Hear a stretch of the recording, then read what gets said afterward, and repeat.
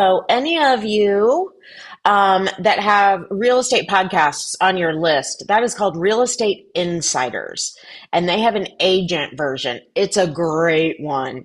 So, I usually try to listen to a real estate podcast on Tuesday mornings to kind of get all caught up and stuff. And the title of that one is Interest Rates Will Never Go to 3% Again. So it's Lawrence Yun.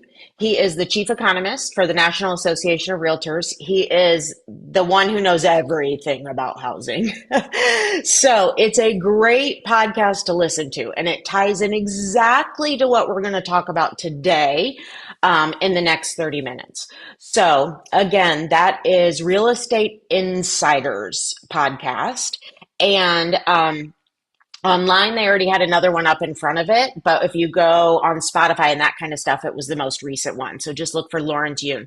But it's super important for all of you to understand what this market's doing, but bigger than that, why? Right? Why is this happening? Why are buyers thinking the way they are? Why are sellers acting the way they are? And all of it has to do with the economic drivers. Okay, so study that stuff. If you do nothing else, make sure you listen to that podcast this week. I haven't heard the whole thing, so I don't know. If he says something crazy, let me know.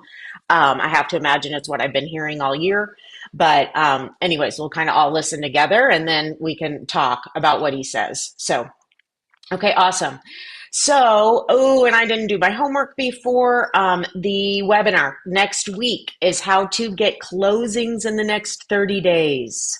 How to get closings in the next 30 days. If you need those, which I believe everyone does if you're selling real estate, right? Everybody needs closings. Come to that. So that is next Thursday, 1:30 to 2:30, and you'll be seeing tons of invites, and I'll make sure I've got it next week for you to register. Okay, so something I was looking at this morning was just studying the market. So before I do that, will you open your chat boxes if you can, or if you're driving, just holler out. I'm so fine with that. If you had to say, how many showings is it taking to get an offer? And how many days without an offer are we overpriced?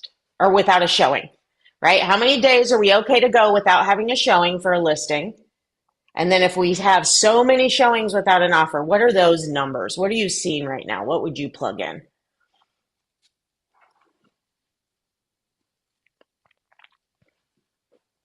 Okay, love it, Megan. 3 and 3. So if you're 3 days on the market without a showing, we're likely overpriced, right? If you have 3 showings and not an offer, you're likely overpriced. Megan, you're nailing it.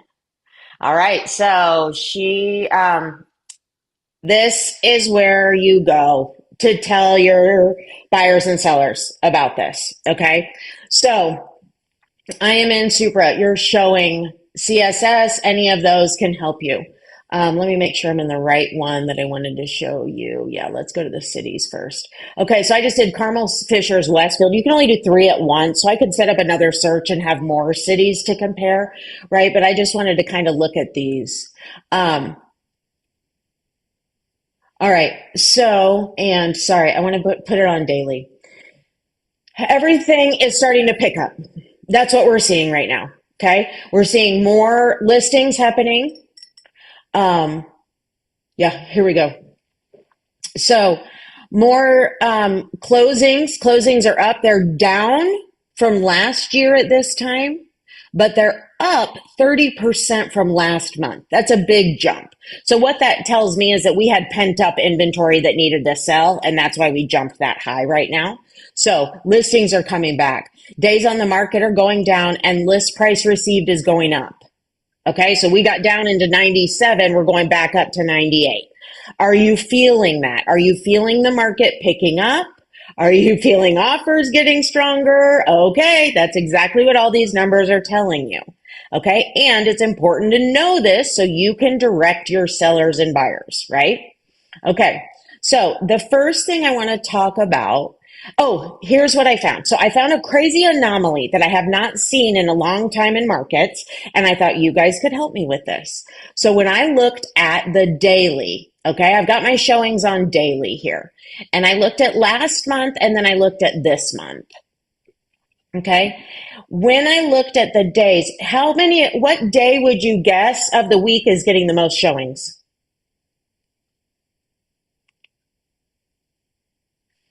That's why my thing looks weird, because I'm on the average price. Oh, wait, let's do that. Listings and showings. I'm going to go to. Well, my guess would be people put their house on the market usually Thursday, and everybody Yep. knows you better be there first if you want a house. So I'm Okay. gonna say So Thursday. interesting. I love that, Connie. And that's exactly what we've had for many, many, many years. And the showings are still showing that you are all listing your houses on Thursdays. The higher listing days are Thursdays. Here's what's so interesting. These higher showing days are Monday and Tuesday. Monday and Tuesday. I thought that was crazy. I started looking at these jumps and I'm like, wait, why are they going crazy? So your weekends have been slower. That's super important to know for your sellers, right? Because if you list on a Thursday, and if you might not be one of those houses, right, that sells in the first 48 hours, which you hope you are because you've priced it right. If you're not, know that your weekend might be slow. And if you get to Tuesday and aren't having the showings you should, you're missing your market. Okay. So super important to watch these things. And that was just a weird one. I've never seen the highest showing day be Tuesday. And it goes back March and April. I didn't go farther back than that, but you got to think about that and watch that for your sellers. Okay. Also watch that for your buyers, right? It feels so weird. It feels so weird because you would expect to see it Thursday and Friday and Saturday, wouldn't you? As all these houses are listing on Thursday. So we'll watch that. Just some interesting things in the market. Yep, Anna hit it. Tuesday is the highest day for showings. So pay attention to that. Okay. What I wanted to talk about today is what are the conversations you need to be having right now that you're probably avoiding? Okay. These conversations are also the ones that will give you clarity on your business. Okay. So let me get back to the screen I want to share that has these because these are, I knew I had I know where it is. I had too many screens this morning. Okay, so the first one, what I'm realizing in a lot of people's businesses, and you tell me if I'm wrong, you have lots of pipeline and lots of people on the fence. Okay. What percentage of your pipeline would you say is on the fence? You just don't even know where they're at right now. Throw that in the chat box if you can. So you have a big pipeline. And for the first time in a long time, our pipeline we're not as confident on our pipelines as we have been. My Okay. problem is I've got a bunch of buyers, but they don't like the houses. Yeah. Okay. And we've got to talk about if they have time to be picky on houses, their motivation might like not be high enough, right? And so if the right houses aren't out there, that's where you guys got to get real clear, right? Are you driving it or is the market driving it? Okay, so we're going to dig into some of these, okay? So number one, let's talk about your pipeline that's ghosting you. Okay, the first and foremost thing you need to do is go through your pipeline and have these conversations. Because here's what I'm finding. When your pipelines are like this, okay, it gives you false hope that your business is okay. Right? How many of you feel that? You look and you're like, but all these people might. Yeah, right? And you have to know. It is your job to know. Okay? It's not to make them if they don't want to. But it is your job to have crystal clarity as much as possible on your pipeline and how realistic they are that they're in the correct market right now. Okay? So you've got to prioritize your timeline into who's literally positioned to get an offer and get closed in the next 2 weeks. Okay? And who's not, and who's farther out. Okay, so first let's start with the people on your pipeline the farthest away that might be ghosting you. How many people have some people on your pipeline? You might have talked to them a couple times and now you're reaching out and they're not calling you back. Yep, very normal, happens all the time. What's that do to your mentality? It drains you. Every time you see that list of those three people that are ghosting you in the list of 1,000, those three jump off the page and are like, we hate you, right? It does this crazy thing to your mentality. So my recommendation is get them off if you can, right? Let's find out, are they a client or are they not? Okay. What you're likely afraid of is losing them. Is that true? What if they've found another realtor or what if they've gone somewhere else? Well, it does not help your pipeline to not know which way they've gone. Okay. So the strategy I finally started using that freed me up so much was this ghosting script. Let me see if I can zoom in on it a little bit because these I have to add to your script book. Okay. So you guys have heard me say this, but basically what you're going to do is just, why do you think they're ghosting you? And you're just going to call it out. Okay. So since they're ghosting, they're not going to pick up the phone because that's not what they do anymore. Right. And your voicemail is going to be, hey, it's me. It's Julie Downey. Listen, this is the last time I'm going to call you. I'm guessing since I haven't been hearing from you, probably one of two things has happened. Maybe you've decided you don't want to sell anymore or buy a house. Totally fine. Right. Or maybe you found a different great realtor to help you. Either way sounds great. Just let me know if you would. Okay. The reason, if they're truly ghosting you, it's because they don't want to tell you they found another agent or have stopped. Okay. So let's just tell them it's okay.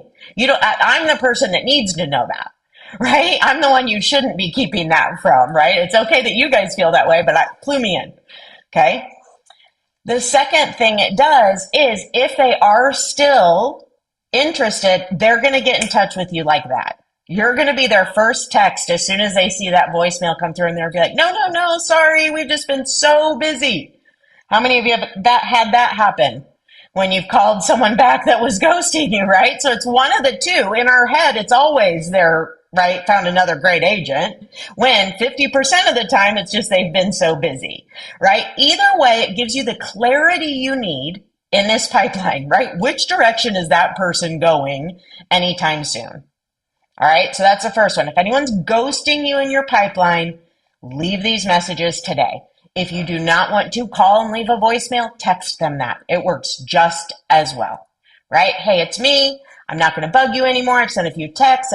Left a few voicemails. Since I'm not hearing from you, I'm going to assume either, right, this or that has happened. And either way does not matter. Just let me know. Okay? Any questions on that one? Comments? How many of you have used that before as you've heard me talk about it and had success with it? Okay, try it. It is a beautiful script that makes it takes the pressure off of everyone, right? Right now there's some unspoken pressure between all of you. Yep, you're exactly right, Megan. What's crazy is they're checking their searches every couple of days. Exactly. Right? You can even mention that. Hey, I see you're not returning my calls, but you are checking your searches. So I'm going to assume one of two things happened, right? Either you're still in the market, maybe somebody else is helping you, or you're watching the market and have realized this might not be the right time and we need to hold off. Okay? Is it bad I just want to ask them if I should stop wasting time on them? Not at all. Not at all. There are people that it's just like, listen, right? Tell me. No, I think you're totally okay. Remember, this is a working relationship, right? Sometimes we forget and we're trying to make friends and we want everybody to like us. Like, right? That's so normal. I don't want anyone to think I'm mean. God, I just yelled at my neighbors yesterday and I'm still all worked up about it. They're building an ice rink. I can yell at them. Sorry, I'll show you pictures. But right, sometimes we're a little nervous, right, to confront them or feel like that. But Josh, if you're in the situation where you feel like, yes, they just need to, right, no, I don't want to do any more work for you if you're not working with me, definitely. Now, here's the other thing. Stop doing free work for people. Okay. Stop doing free work for people. You guys have all these searches set up and all these houses are going to, they have not committed to you as their agent. So they shouldn't see one house you think is out there, right? Let other agents do the free work. And when they're ready to hire someone, they can come to you, they can hire you, and then they can get your houses. Okay. So a little sidebar on that. Make sure you're pre-qualifying and doing them in order. Or, of course, they're going to have you work for free as long as they can because you're not saying anything, right? You got to say something. You got to lead this. Okay, awesome. All right, here's the second one. Let me see how I get to my tabs. Okay, getting them off the fence. Okay, you've got to understand what kind of fence they're on. Okay, what do I mean by that? Number one, like Connie said, they're not finding the right houses. That's one of two fences. Okay, number one, it's either they're unrealistic for their market. Okay, they're looking for something that isn't out there. Okay, that's a potential unicorn. Right? Here's what we want to show them. If they're unrealistic and they're just not finding it because they're being unrealistic or what they want is not in their price point, you have to show them that. Okay? You have to go back in history and show them in the last 12 months, here are the type of houses you're looking for. Here's how many you've had to choose from. Okay? Now, in Connie's instance, she may pull that up and she may see there's been 190 houses for you guys to choose from, and you've yet to pick. Okay, so one of it is it's really not out there. They're a unicorn, right? The other is they're likely just being unrealistic for their market. Okay, but you have to know which, right? So it's 100% your job to know which problem they're having with this current market. Okay? Why is it not out there? And now, what expectations should we have because we know our market now? Right? If we know there's only going to be 3 in the next 24 months, then guess what, guys? When we see one, we have got to be ready to move. All our ducks in a row, we got to jump on those 3 we're going to have in the next 24 months. And then guess what? We're not going to talk for 4 or 5 months at a time. We're just going to be watching for those 3 that are coming. That's a true unicorn, right? A true unicorn. If they're just unrealistic, right? You're going to tell them you've had 190 houses that match your criteria and you're not picking one. So now we got to talk about why. Okay. Hey, So Julie, it could be, yeah, I've got people that are like on a budget.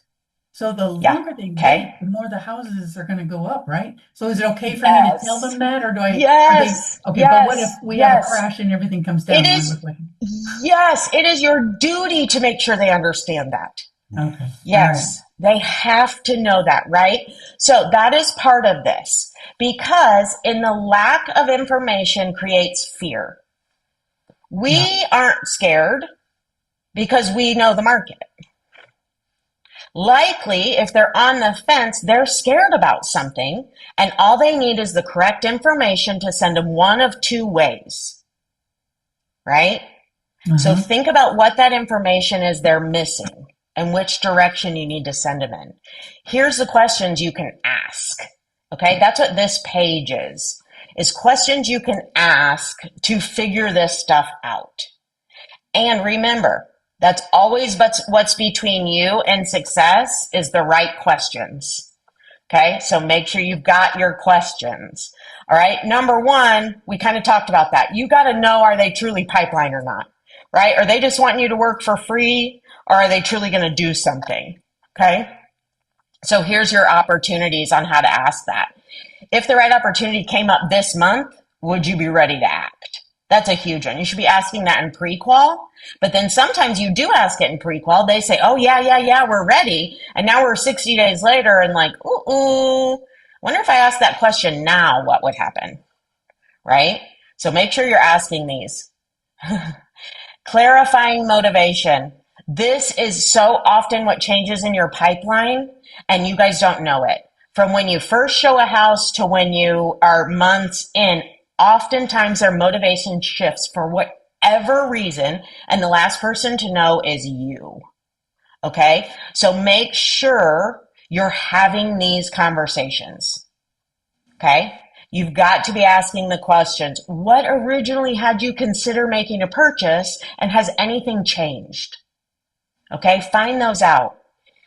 If nothing changed for the next 12 months, I love that question. How would you feel? What would be better about moving than staying? Right? These are great questions to ask. Okay. The one thing you're likely missing is that you have to surface the real obstacle. Something's in their way, right? Whether it be money, right? Budget friendly. They might absolutely be needing to stick to a budget, and we might have to look at older houses that have been on the market longer. We may have to reduce our price point in order to stay in your budget and offer over, right? All of that kind of information is is important as far as really finding out what obstacle are they dealing with, what's in their way, and how can your information help them go one of two ways. Again, we're not giving them information to push them our direction off the fence, right? Remember, we're not doing this for us to get them off the fence. We're doing it to get clarity for both of us on what should we be doing right now, depending on where you're at. Okay? And then timeliness. Okay, this is important questions that you have to talk through, right? Have them work through the scenarios. If you stayed here, what would be different in your life? What would have to change in order to make this happen? And if we talked again in 90 days, what would need to be different than now to make you feel more confident about making a decision then? That's a huge question, because all of them say, well, maybe if we wait 90 days. How many times are you quantifying what 90 days might cost them? Right? You've got to be showing them that kind of stuff and really lay it out, because oftentimes they don't know the market and they're making the wrong decision. They're waiting the 90 days, but like you just said, right? Waiting 90 days only gets worse. So quantify those. Okay? Let me look at a couple of these. I'll stop share. I'll look at our chat box for a second, and then we'll go to the third one, which is price reductions. All right, so let's see. I have people that keep thinking home prices are going to come down. It's quite unlikely. Well, it's best research-backed data to show them. Great question, Megan. I laugh because that's so common, right? You hear it all the time. And any of your data on MyBor, I already shut those. But if you go to, you can see the history over 30 years of the prices in here. Okay, so that's what I would do. Or look at the last 5 years. You could even go back from 2020 COVID and look how it went way up and way down, and then has just come back right at that even 4%. So yeah, prices don't come down. Okay, here's what comes down: the price you think you could have sold your house for if you were in that market, right? I hope you guys all heard that. The only thing, your price did not come down, because this is the price for you in your market. Your price may have come down for what you might have sold it for last year at this exact same time, but that wasn't your price, because that wasn't your market. It's like the stock market. Okay, and you got to explain them to that. Your market is only when you've chosen to sell. Any other market has nothing to do with you and your house. That was a different market. Okay, so prices might adjust, list price might adjust, sale prices might adjust, right? However, inflation and appreciation continues to go up. That's what's important to show them. Okay. And then, Megan, yes, go to the MLS and to the showing system, and you can find all of that stuff to just show them the prices over time, the sold prices over time, how they go up and down seasonally. That's important too. Okay. Susie, I share with them sold prices, home prices are always higher in the spring, summer. They do come down in the fall, winter, but not much to choose from. You guys, yeah, you're exactly right. And you got to show them that. Show them how it goes up in the spring and then how showings go. Because what happens is the listings go up, but showings go down because you're diluting the number of showings, right? It's important for your people to know that. Okay, and then great. Yep, preferred area using the tabs in MyBor, and then our grocery price is going to come down. Great rebuttal, right? Has your bread gone down in 20 years? No, right? That's just a super unrealistic expectation. Nothing really reduces in price because as soon as people are willing to pay it, something drastic's got to happen, right? Okay, beautiful. Now, super quickly, the other conversation you're avoiding. How many of you have listings that are on the market and don't have an offer, are not pended? Yep. And, ooh, I'm going to the wrong screen. Hold on, hold on. Um, cancel that. Yes, so it's because you're avoiding the price reduction conversations. Okay, you have got to have, if they aren't sold, that's the number one thing people will say, God, I need a closing in the next 30 days. Get your listings priced right in the next 48 hours and you will have a closing in 30 days. Okay, and if they aren't motivated enough to sell it, you probably should take it off the market because they might be harming themselves. Okay, so you got to have these conversations. And remember, high level, you got to know those numbers to start with. What we saw on the numbers, I didn't even say them to you because I was talking about the Tuesday, Thursday, but it is 4 showings to get an offer, and it's down to 10 days on the market. We were at 30 last month. Okay, we're down to 10 days on the market, which is a huge decline in days on the market.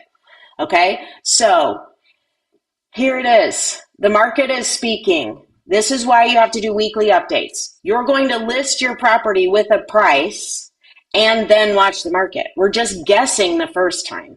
After you've been on the market, that's the true market, right? And that's exactly what they're telling you. And they have to understand that this is your market speaking to you and telling you exactly what you need to know. Okay, we don't have to guess. We know the exact numbers of how the market's acting, and we know the exact numbers of how your house is acting in this market, right? And they aren't aligning for whatever reason. Okay, we talked about this. No showings. It's either price or presentation. Okay, and you got to figure out which. I like that conversation with sellers to actually tell them, okay, here's what I find. If we're missing showings, it's one of two things. It's either our price or it's our presentation of our property. What do you think we might be missing? Well, our presentation's perfect. I agree. I think the pictures look great, right? Highlight everything you're doing. So then what do you think it might be? It might be our price. Okay. Then you have to go back to understanding how to guide them to the correct price. And here's the thing. If you're on the market and you're not sold and you're over those numbers, you know it's price. There is a price that will get you under contract. That's a question I always ask too. Ask your seller, if I were able to get you an offer in the next 24 hours, what would that offer look like you'd be willing to take? That number is very different. They think they can be accepted in 24 hours and they've been sitting on the market 90 days. Okay, 0 showings, and they only want to come down 5,000 at 465 price point. Okay, that's an awesome one. So let's first talk about how high, what were they to start with? This is a chasing the market conversation now. Okay, and we've got 1 minute. So, Susie, I'm going to write this down, and this is where we'll start next time is with chasing the market. But if you look at, I think it's in the script book. If not, it's definitely in my listing presentation, but you can Google this, okay? Because this is a typical real estate pyramid. So there's 2.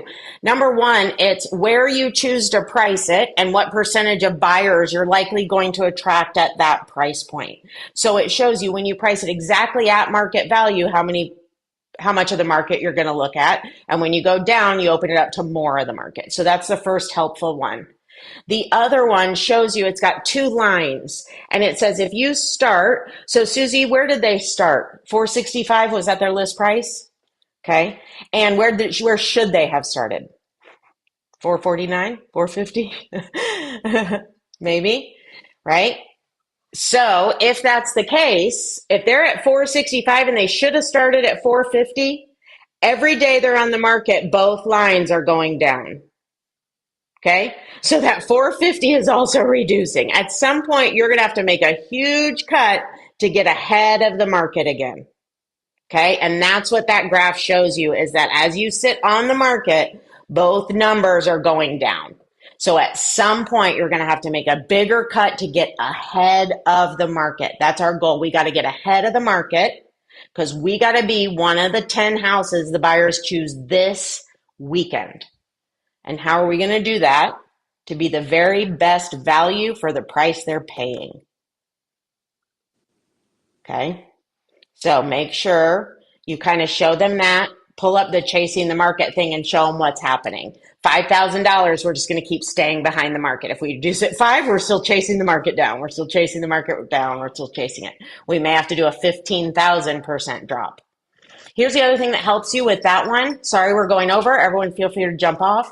Is you're showing numbers. If you go in Supra, you can look at your showing insights for price points and stuff.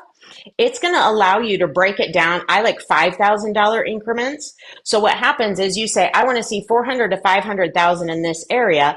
And it's going to show you all the showing numbers that are happening in each $5,000 increment. And what you'll find is that there will be a clear winner. There will be one that you get 3 times as many showings if you're in that price point. Okay, so that should help you too, because if they're looking at 465, if they go to 460, show them how many showings are happening in that price point, and it may be less. So making a jump like that, we might as well stay where we're at and keep missing our market. Okay, so that helps too. That really helps you figure out where to go. All right, I'm going to sign everybody else off. If you want to see how to do that, Susie, I will stay on another couple minutes and log in and show you guys how to do that. So anyone's welcome to stay. Otherwise, next week, come back and we'll keep having these and have the hard conversations. Don't be afraid to have the hard conversations. Okay, it will help you immensely. All right, see you next week. All right, hold on. Let me get back into my board here. Thank you so It'll much, shut down. Julie. Of course. Oh, I'm happy to do it. And this is a huge one. You guys really, really, really need this chart. And once I do it, I'll show you how it works so well for buyers and sellers. Okay, so here we are in Supra. And then on the left, and usually when I'm sharing my screen, it doesn't work. So just know that. It'll probably say nothing, and then it always happens that way. And then I'll get off and everything will work perfect. Okay, so showing insights is what we're looking for. Okay, so there's 2 places for data now. Analytics and the market trends. That's what you're used to seeing from me. That's what I showed you this morning. Number of closings to an offer, days on market, that sort of thing. The showing insights is showing you exactly where the showings happen in the price points. Okay? So let's talk about give me the info on your listing, actually, Susie, and let's put it in here. Where is it? What It's county? technically Marion County. Okay. And then you have to hit apply. Okay. Yeah, something's already off. Okay, what city? Indianapolis. Okay. And do you want to do a zip code? Well, I sure can. Okay, that's probably the best way to narrow it down. And then is this your 465 listing? Yes. Okay. So I'm going to do 425 to 525. I don't think it's going to work, which is so annoying. Okay, and then I'm going to do $5,000 increments.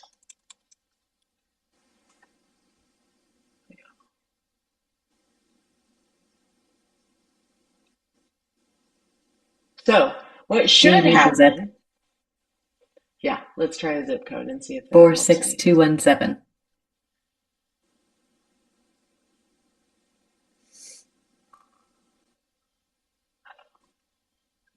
This dumb thing. All right, let's see if we can go farther back. Let's go April 1st to the 20th. What the heck?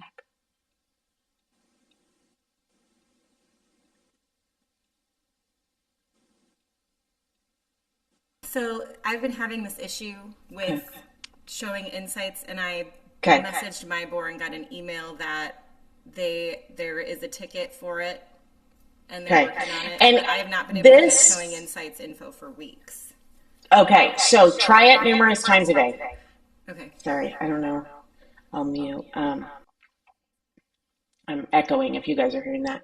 So try it numerous times a day, because here's what I find. It will work. It was working 20 minutes ago when I was jumping in, and now I get on now and it's not working. But if you try it 30 minutes from now, it will work. I don't know why.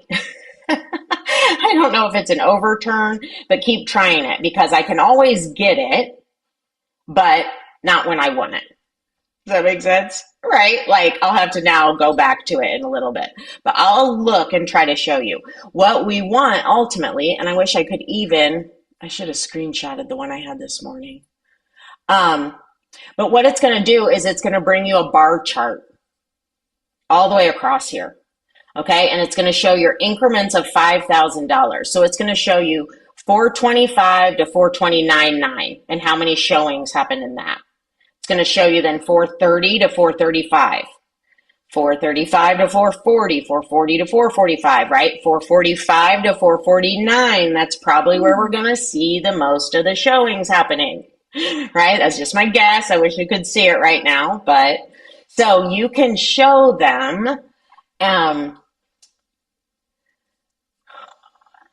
want to show you guys so bad.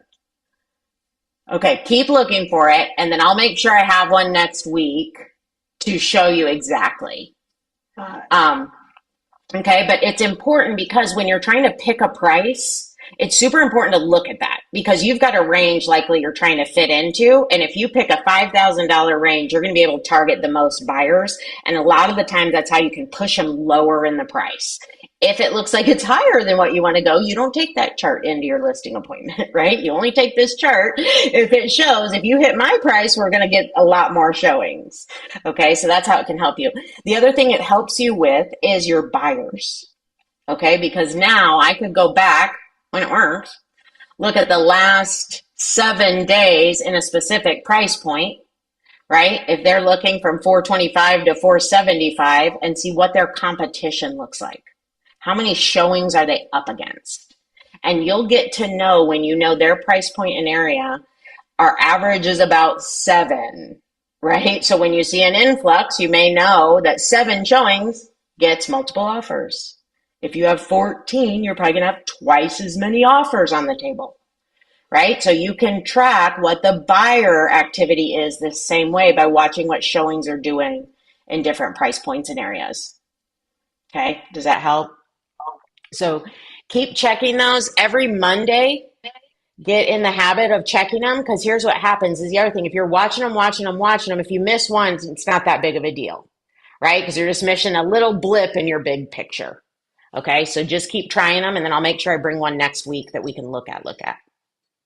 Okay, is that helpful, That ladies? helps. Yes. Thank you so Okay. much. You're welcome. Go get those price reductions. All right, I'll see you next week. Thanks, Julie. You're welcome. Bye.